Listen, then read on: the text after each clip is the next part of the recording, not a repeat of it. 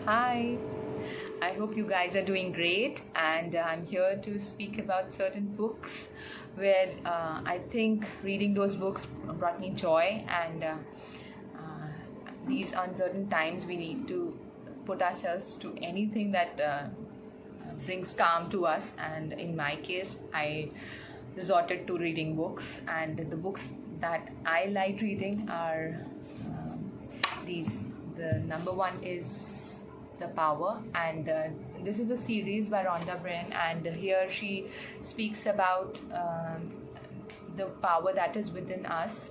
And at times we forget that we do have the power, and we can also accomplish a lot of things, but with certain uncertainties and certain problems that we have faced in our lives, that we just forget that we can also accomplish a lot. And here she goes to say in the book where the of your dreams has always been closer than you have realized, because the power to have everything good in life is inside you.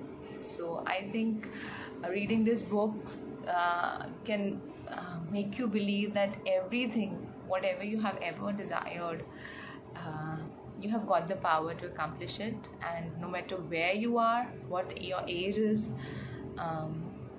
this book brings you the hope that it's not late, and it's perfectly right timing, and you can begin. So I hope reading this book can bring you that hope, and give it a read. So the next one I will talk about is on similar lines. It's about life's amazing secrets, how to find the balance and purpose in your life. And here Gaur Gopal Das, the writer, he's spoken about the life experiences, how he met certain people and how those people shared their experiences, and they spoke about how they felt having acquired everything and still they were not content. And maybe these experiences give us that insight that we are running after so many things which really don't mean anything. The luxuries that we are given these days, that we think that are the utmost thing, that okay, if we have that fancy car, we have that designer bag, we will have everything in the world. But I don't think that brings us happiness.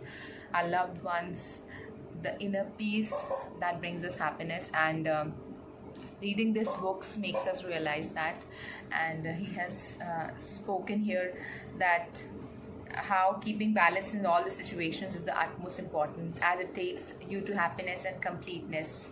That's why Gaur Gopal Das says in life's amazing secrets, happiness does not come automatically. We have to choose to live happily. So we have to choose to live with the integrity, we have to choose to live with balance. It is the balance that will make our journey through life smooth and effective. So the balance, the happiness, reading this book makes you believe that it's not really important to run after those luxurious things. What really is important is your inner peace, the joy that you get from within.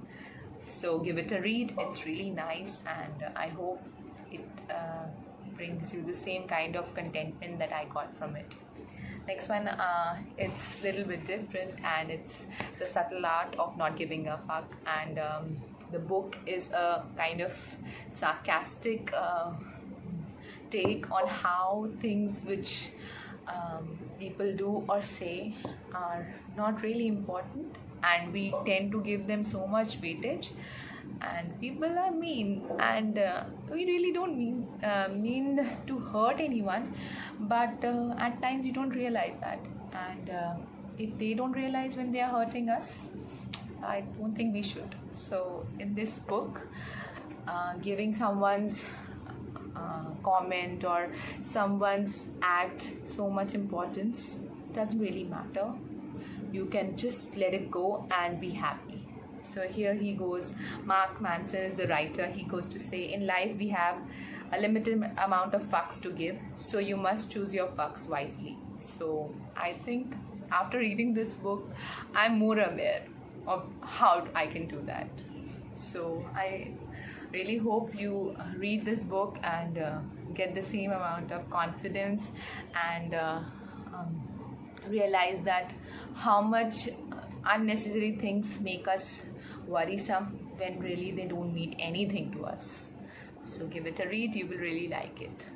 Next one is Mrs. Funny Bones. All these books are not new books, but I read them during these times, and this one by Twinkle Khanna is really funny. And as she has mentioned, how various incidents in her journey where she has encountered as being a star wife and working woman, what she has faced and how she has dealt with them, and how people don't realize what they say, and her take on it. It's really funny, and I've laughed out so much during the read, and I hope you also like it the way I did. So here she goes to say, full of wit and delicious observations, Mrs. Funny Bones captures the life of modern Indian woman.